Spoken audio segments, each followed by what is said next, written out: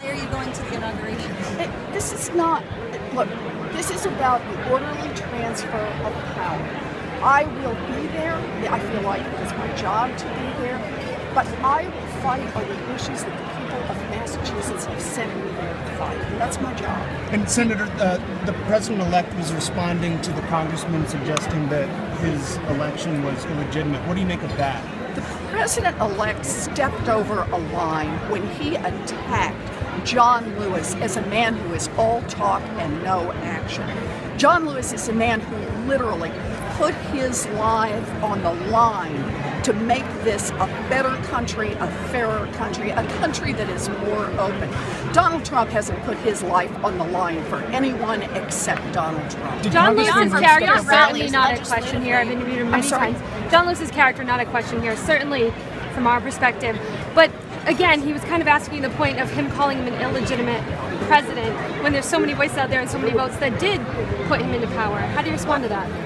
John Lewis has earned the right to raise questions about legitimacy. Right now, our intelligence community tells us that Russia directly interfered in the election here in the United States.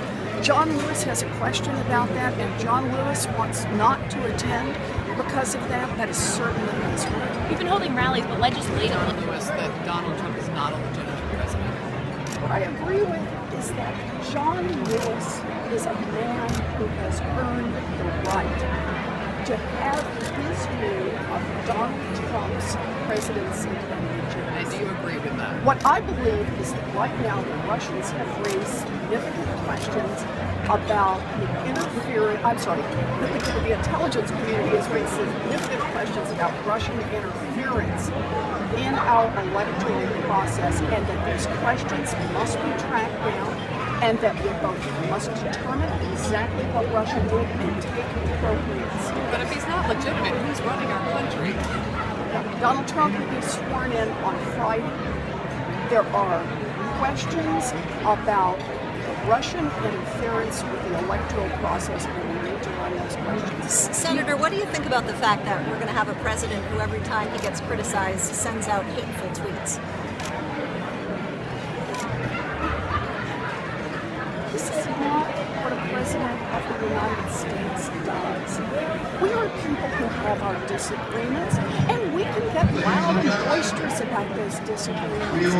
But the idea that a president would use his platform, his power, to attack individuals in the middle of the night, that doesn't bring us together and make us stronger as a country. It breaks us apart.